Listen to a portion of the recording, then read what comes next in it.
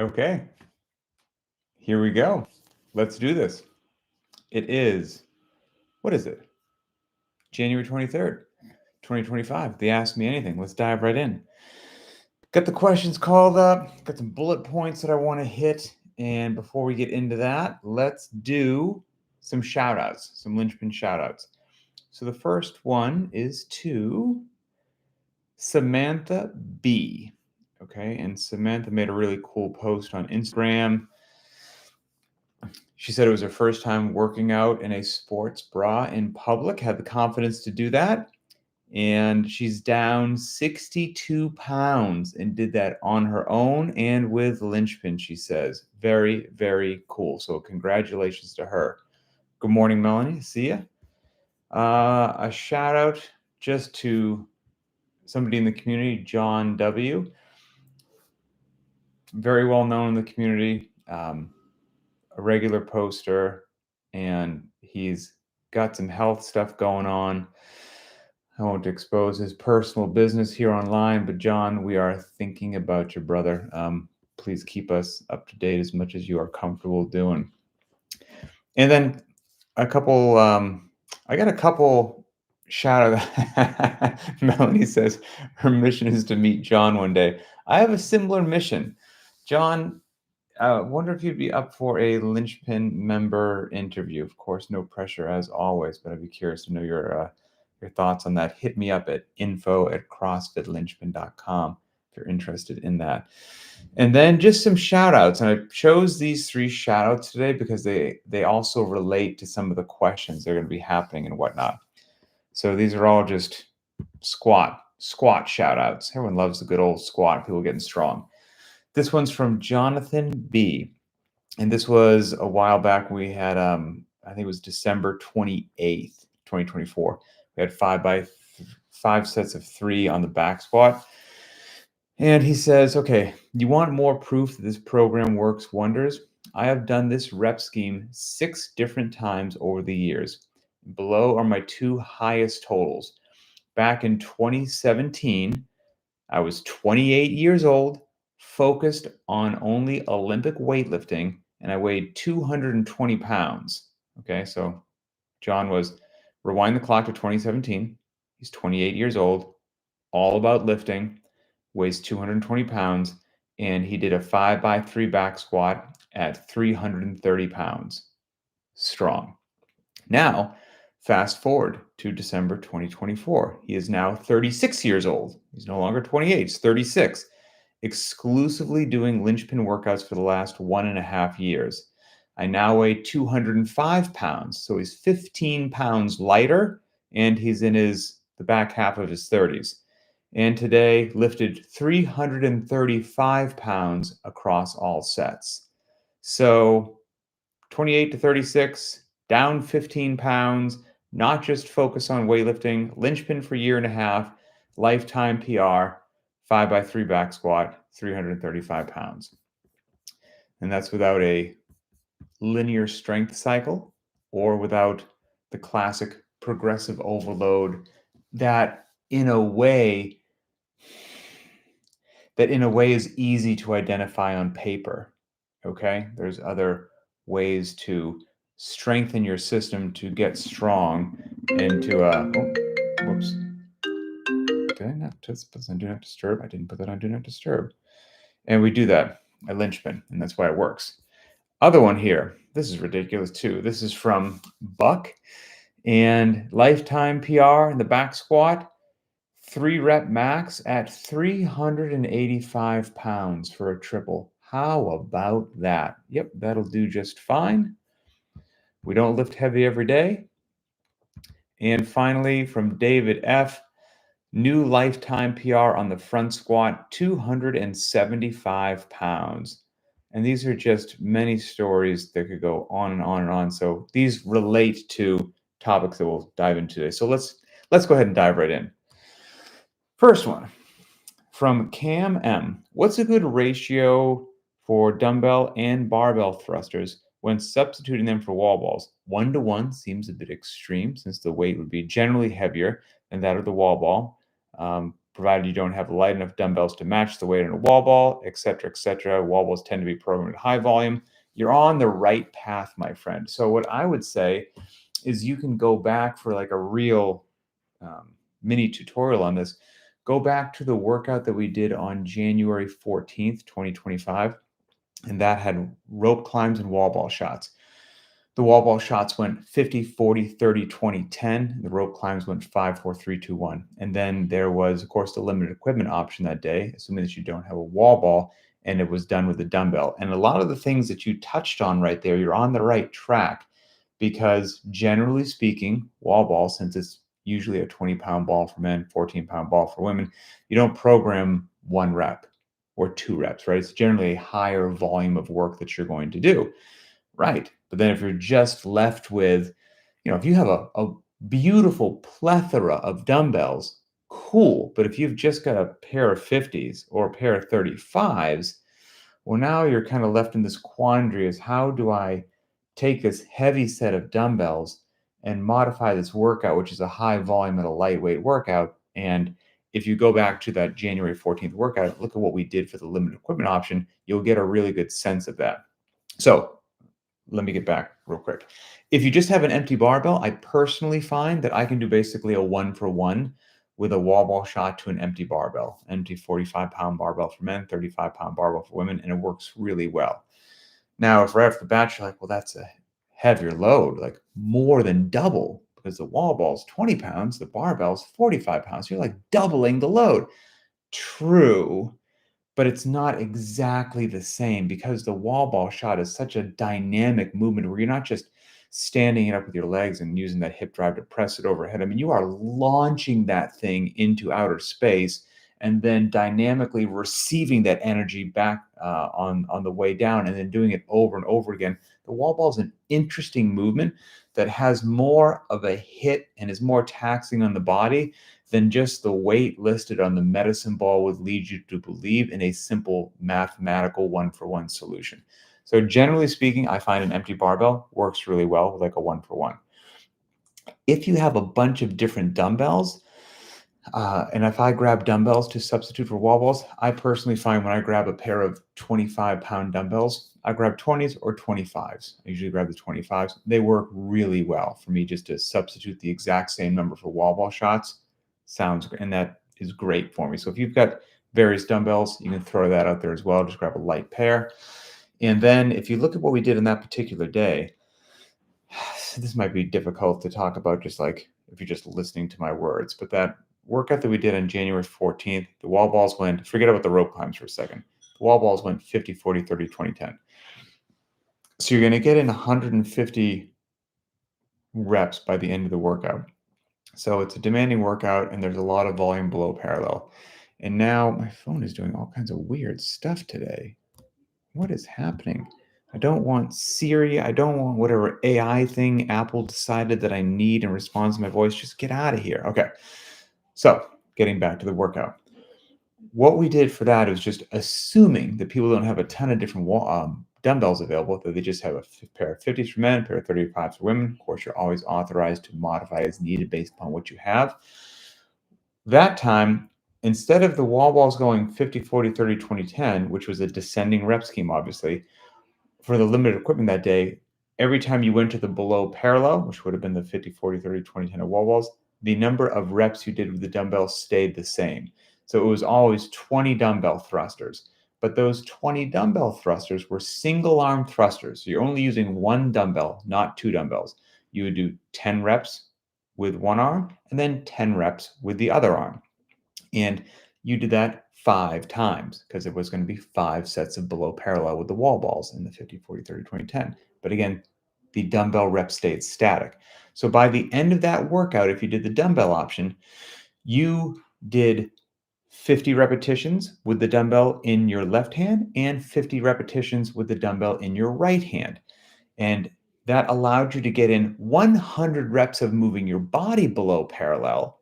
But if you think about, okay, it was 50 with the right, 50 with the left, had you used both dumbbells at the same time, it came out to only a total of like 50 dumbbell thrusters had you done classic dumbbell thrusters with a dumbbell in both arms. But doing it in the one arm deal, it allowed us to decrease the work each time because we're cutting the load down from 2 dumbbells to 1. It allowed us to hit both sides for 10 reps. So by the end of the workout, we got in 100 reps below parallel, but only 50 of which really had the weight of doing a set of double dumbbell thrusters. And we get to work in some great single arm movements, which is highly beneficial as well. So depending upon the movement, depending upon what we got going on with the workout, depending upon the dumbbell selection that you have, all of those things factor in to try to replicate the stimulus for that day as close as possible given the gear. So short answer is like a lot goes into just the other workouts of the day that are offered to everybody to make it the most potent and closely matching as possible. But hopefully that little discussion there helps broaden your mind a bit as to, if you do have some gear, you don't have a wall ball, I see the workout of the day, I understand the gear that I have, what can I do to closely mimic that if for example, you can't exactly do the limited equipment option or something like that. So hopefully that helps. Let's see. Next one from Anna B. What are some suggested non-equipment cardio substitutes and their ratios? I specifically don't have a bike, a rower, a skier, or a safe place to run. Substitutes I've considered include burpees, jumping jacks, box jumps, etc. Okay, so it depends on what it is that you are trying to replicate. The shortest stuff that I would say, okay, is a lot of times like a lot of people's go-to is burpees. And don't get me wrong, burpees are going to treat you just fine if you can't run, bike, or row, but they're not exactly the same, but they're close enough. You're not going to be lacking on your fitness if every time they came up, you would do that. But the thing about doing a row or doing a run or something like that is you're not going to get in a whole bunch of like upper body pressing and dynamic jumping and hip closing and opening like the same way that you would with the burpee.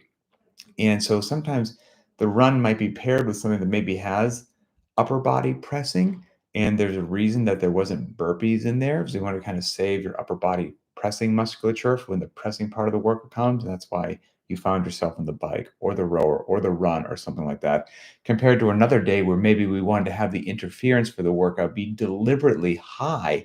And then we didn't have a run. We paired a pressing movement with a burpee. I mean, that's going to deliver a different stimulus. But what we're talking about is you're clearly locked up in solitary confinement in some prison around the world, praying for a release one day, and then you'll have these options to run someplace safe, get yourself a bike, a rower, skier, and all that good stuff. So for the time being, what I would say is think about whatever it is that you're trying to replace. Is it a 400-meter run? Is it a 1,000-meter row? Is it a whatever it happens to be? And you could do burpees. Yep, for sure. Try to look at what else is going on in the workout and see what level of interference there is or is not. You could do jumping jacks. There'd be nothing wrong with that. And if you haven't done jumping jacks in a while at high volume, you're probably laughing at how easy that you think they are. But yet, if you walked out into your garage right now and maybe the workout of the day had an 800-meter run in it, so let's just say that would take you 4 minutes. You would do that 800-meter run, let's just say without stopping, walk into your garage, look at your clock, you better warm up, you're going to blow your calves out, and try to do 4 minutes of continuous jumping jacks, non-stop jumping jacks for 4 minutes, and report back to me whether you found that an easy experience or astonishingly more difficult than you gave it credit for. So my point being, you can get some work done even with the simple jumping jack. Another thing that you could do is just running in place. As simple as that sounds, you're not locomoting your body from point A to point B. I get it, but we're obviously talking about a less than ideal situation and trying to make the best with what we have. Running in place is also something else that is not going to shortchange you. And based upon whether it's a longer, slower, multi-round effort that you're doing or a short, sharp sprint sort of a deal, you can modulate your intensity and the height of your knees to match that. So if it's a 3 or 4 round workout and each round has a 400-meter run, then you could simply jog in place for 2 minutes in place of that 400-meter run. And when I say jog in place, I mean jog, not high knees, like your knees aren't going to your waist. Because if you watch somebody go down the street jogging, their knees are not going to their waist. That's for darn sure. So it'd be a casual move of your body. If you want to make it spicier, for some reason you find out that it's not spicy enough, keep getting your knees higher and higher and higher until you get those knees like close to waist level or breaking parallel with your waist level. And then you will find, kind of like the jumping rope example I gave a second ago, that it is way more difficult than you gave it credit for to even maintain one set of continuous high knees for 60 unbroken seconds, just pumping your arms and legs like a madman. It will ruin you. So somewhere between that and, casually shuffling your feet on the floor, you could replicate the time domain and probably get a lot more work done than you realize in a very limited space until you can get out and run or have access to a machine or something like that. And if you want to mix it up, you could do, the box jumps and things like that, but that's also just much more dynamic and explosive and taxing than those other things. I mean, 2 minutes of jogging versus 2 minutes of box jumps, like, yes, they're both 2-minute efforts. They're both lower body dominant. They're both going to jack up your heart rate, but the systemic demands of 2 minutes of box jumps are going to put you way more in a deficit than a 2-minute jog. So just all of those things kind of need to be factored in there. Oh, I see somebody mentioned mountain climbers as well. Yeah, jumping rope's a great thing if you've got a jump rope. Mountain climbers as well. I hate mountain climbers. They work, but I just have nightmares from a previous life of having to do way too many mountain climbers. Okay, Chris Yu. What would be the pros and the cons if somebody wanted to gain strength on big lifts and aimed at something doing like a 5-3-1 Wendler type program, followed by the daily Linchpin workout? If I have an hour to train, I could get in my 5-3-1 in 20 minutes and have 40 or so left for the workout. I may not be able to attack the workouts at 100% though. Good idea or bad plan? Great question. So, well, there's a lot there. So first of all, here's the first thing. The first thing is Linchpin is by design a minimalist strength and conditioning program. And it is designed to be all that you need to be fit, fast, and strong for whatever life is going to throw at you. Whether you are just a regular mom and dad folk, commuting to work and doing all the good life stuff and working in the yard or whatnot, or do you do MMA on the side, or are you screening to go to Delta Force? Like, whatever it is, it will actually serve you for all those things. And if you think I'm joking, I've got a buddy right now that's en route to go to Delta Force screening. But anyway, so it's all that you need. However, there's a difference between need and want. So if you want to do more, then Linchpin can be a great base for you to layer more things on if you so desire, because maybe you love the barbell. You just love to lift and you want to. You love to run. You came from a running background and you want to do some extra running each week on top of Linchpin. Go have a blast. You love fill in the blank, kettlebell work, gymnastics work. You want to layer it in. Have a great time. It's your baseline for that. What was I just saying? What I would also say is you should post this question, Chris, if you haven't already, in the private Facebook group or the squad feature, and just ask people for their honest opinions, because I bet you've had people, with as many people as there are in Linchpin, who have done it and will have it worked great and I loved it, did it, found that it was too much and it burned out, didn't need it, did went well in the past, got strong with Linchpin, everything in between. That's why I read those three shout outs at the beginning of the program, all about, squats and whatnot. Because the way in which you're going to get strong, there's many ways to get strong, but there are, some 3 classic ways that are going to be embraced. Is number 1, just like maximal loading. We're going to lift as heavy as we can for 5s, 3s, 1s, 8s, 10s, whatever it happens to be. Maximal days. Then we're going to have submaximal loading moved quickly. And we do that a lot. Submaximal loading moved quickly is the wall shots that I just talked about. Thrusters during Fran, things of that nature. Those are submaximal loads moved very quickly. Those also translate to getting you stronger, which is also why CrossFit style training gets you stronger in confusing ways that most people who only traditionally come from bodybuilding style programs or linear progression style programs find it so confusing as to why you don't touch a certain lift, let's say, each week. You do all these other things, but you didn't actually get stronger. And then the third way is submaximal loading to failure. So maybe you did some of the things I said a second ago, like unbroken. Well, that's not to failure. And then there's loadings and rep ranges in other workouts that you push as hard as you can, but then you can't do another rep. The barbell hits the ground. You need to recover. You pick it up, you hit it again, you drop it. You just can't do the set unbroken. So we cover all those ways, be it maximal loading, submaximal loads to failure, and submaximal loads being moved quickly.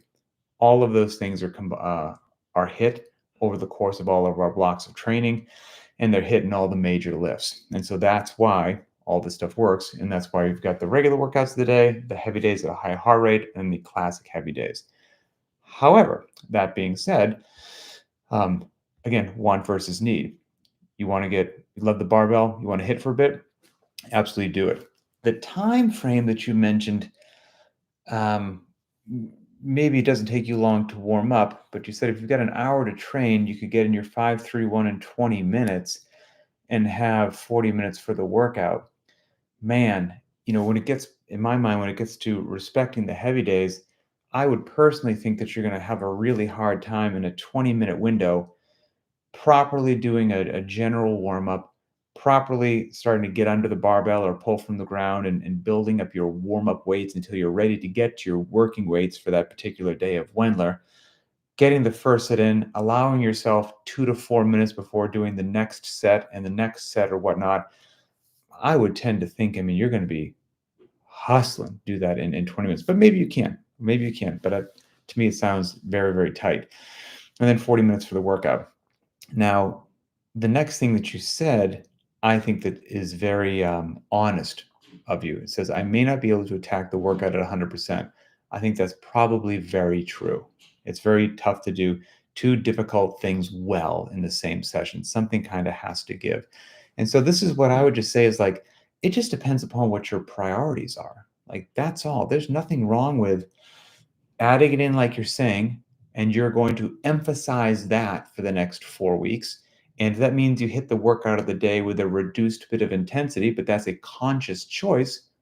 Cool. At the end of the 4 weeks, you'll have the data as to how that went. But what I would say is before you go down this path is do an honest assessment of just the regular 5 workouts each week. How is it that you are attacking them with regards to intensity? Now, we each have to modulate our intensity in some way, but in the words of Tommy Hackenbrook, which I think he very succinctly said this is, and this applies to most people, it may not apply to you, Chris. I'm not trying to paint with a broad brush, but most people don't need a harder workout. Most people need to go harder during their workout. And that gets back to the intensity drives results deal. And so if after an honest assessment of all that stuff, you've just truly identified a weakness, an area that you feel could be improved by giving a bit of extra attention, all good, my friend, all good. Give it a whirl and see how it goes. And again, there's a difference between want and need. Want would just be you like to do it. Need would be, to overly simplify, I looked at my external objects, my weightlifting, I looked at my conditioning, and I looked at my gymnastics work. And I can say out of those 3 buckets, this one bucket, the weightlifting one, is subpar, and it's what's holding me back. Because, you asked me to do an 800-meter dash. I got below 3 minutes, easy day, all day long, not even a worry. Strict pull-ups, you said? I got 20 strict pull-ups on call, the most beautiful ones you've ever seen. And then I look at the barbell work, and well, that lags behind that 800-meter run, I said, relatively speaking. And that set of 20 strict pull-ups, relatively speaking. There's an actual defined deficiency here. Most of the time, if we're having an honest conversation, that's not what I see. Most people, under most circumstances, most of the time, need to improve their barbell lifts. They could also stand to improve their conditioning, and they need work in the gymnastics arena. And for most people, it's not one thing and the other two are just, gorgeous. It's all of us are human beings and we're trying to lift everything at once. So again, honest assessment of intensity during workouts, and then also want versus need. Again, there's nothing wrong with just wanting to do it. Like fitness should be fun too, and it's okay to have fun and do something that you enjoy. So keep us posted, my friend. Let's see. Rod and Diane. Okay. How do we determine the upcoming block? How do I determine the upcoming block of program? I'm curious what you base it on. I've read the ebook. Glad that you have read the ebook. So that's cool. So when I start a new 4-week block of training, blank sheet of paper and going to move forward. There's a big review, and you read the ebook, so you already know this. There's a big review I go through as to where we've been for the movements, the loadings, the rep ranges, the time domains, and all of that helps me identify where we need to go forward in the next block of training. But the big thing is that, well, kind of tied into what I just said there with Chris, is most people need to get better at everything all the time.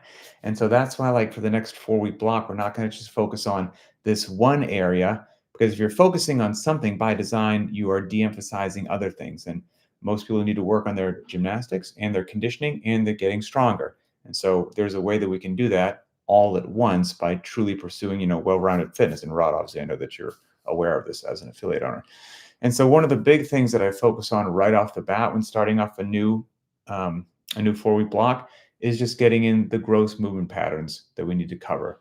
And you can identify those or categorize those however you want, from squatting, going below parallel, to pulling off the ground, to pressing, to whatever it happens to be. Covering the gross movement patterns is huge. And then making sure we cover those gross movement patterns, and then time domains, rep ranges, and loadings. But if you think about the gross movement patterns, let's stick with squatting, for example. And let's say you're going to want to hit each gross movement pattern twice over the course of each week. So over the course of each week, now this might be sometimes more, sometimes less, but as a general number, twice. So we're going to go below parallel twice each week, which is beautiful. To make sure you hit it, you can hit it with intensity, you get the actual time to recover before you hit it again. We don't want to go below parallel every darn day, then we're never getting those muscles rest, et cetera, et cetera.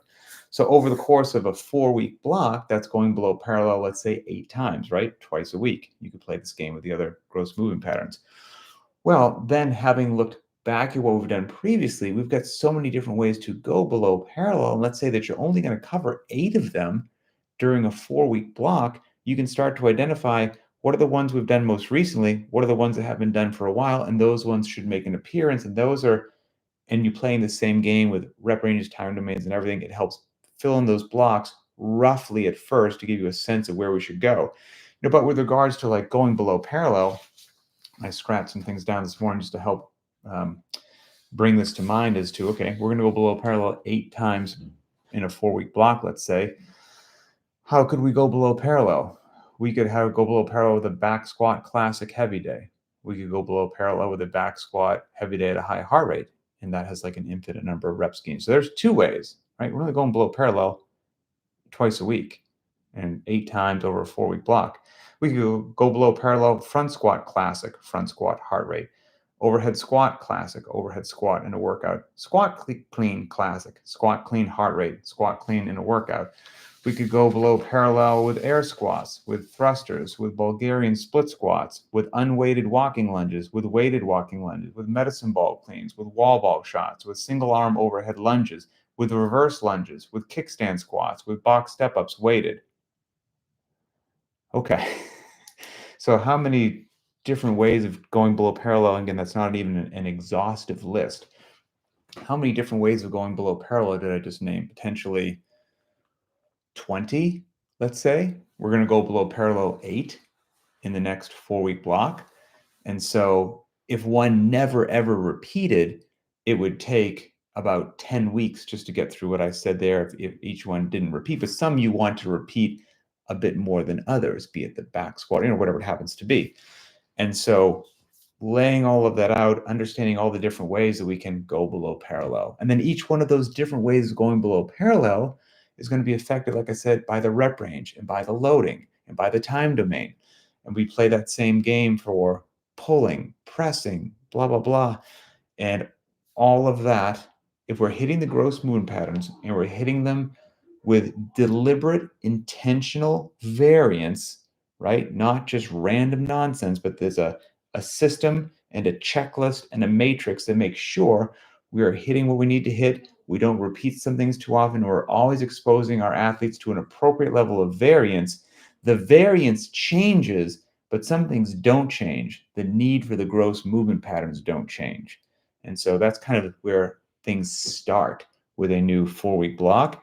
And then they start to get pieced in. As each piece goes in, it affects the other piece, and there's this constant polishing that occurs until it's just how it should be.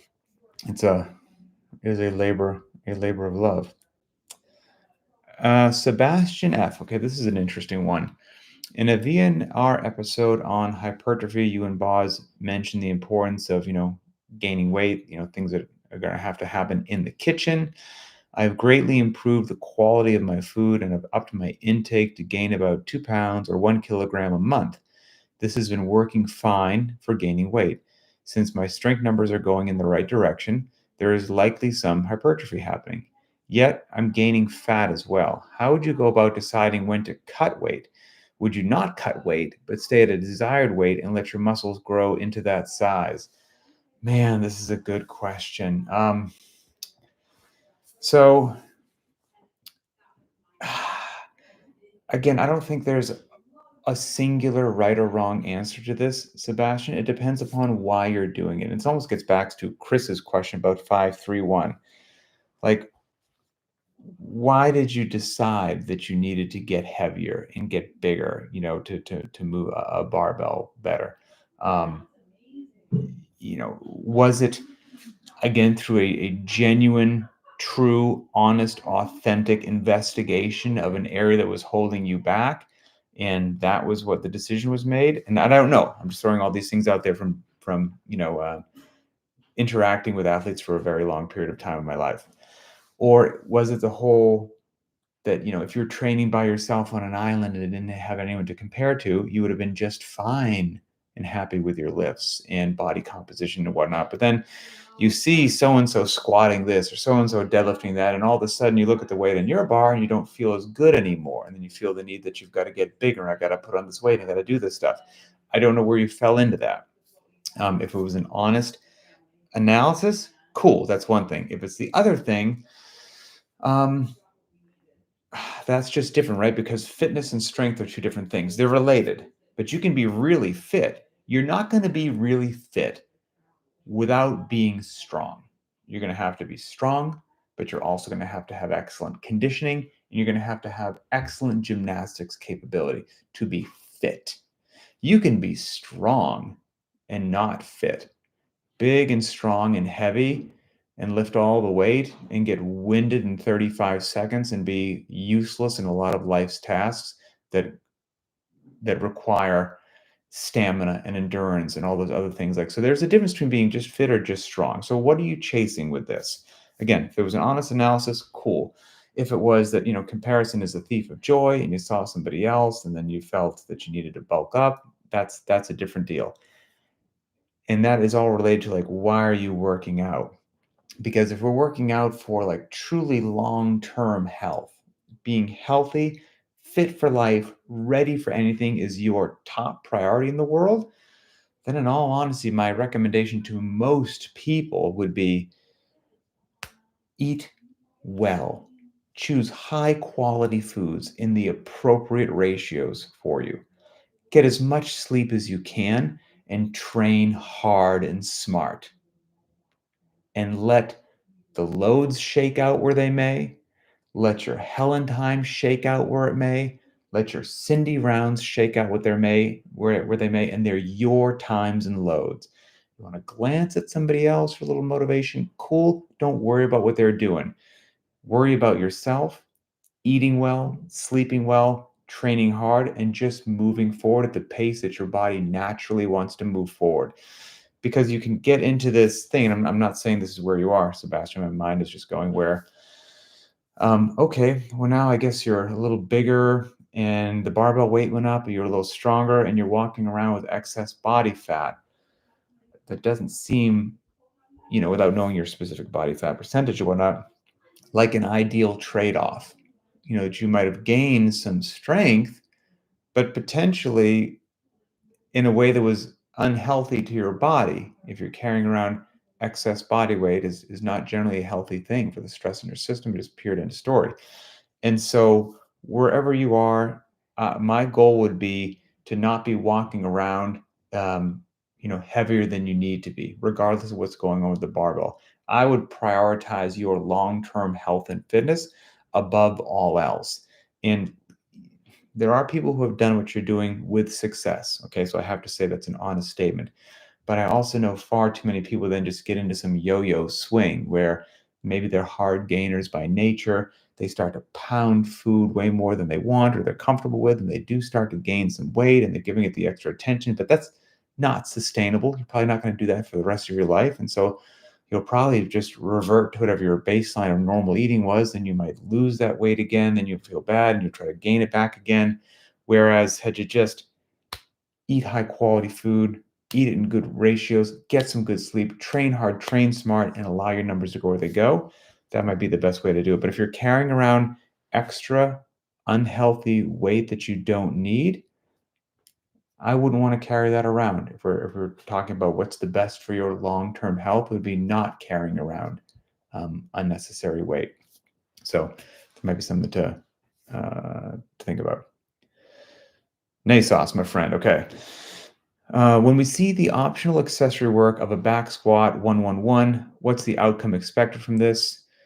I see, compared to like a classic heavy day, et cetera, et cetera. Yeah. So by the way, as you well know, and thank you for saying that, you know that the accessory work is optional, always optional. You don't need to do it. So if you don't have the time after the workout to adequately dive into the accessory work, then I recommend that you don't do it. Some accessory work you might be able to just dive right into, and others you might need to warm up a bit. What you're talking about with the 3 singles on the back squat, that's probably one of those accessory pieces where you would need some extra time in your schedule to properly warm up, because you're right, you don't want to rush into that. On something like that, when it's a 111 back squat or a 111 deadlift or something like that in an accessory piece, the goal is just to touch some heavy singles. And so the goal is not to think about that being like what would be a classic heavy day, where you're going to try to like lift as heavy as you can for each single or each triple or each whatever.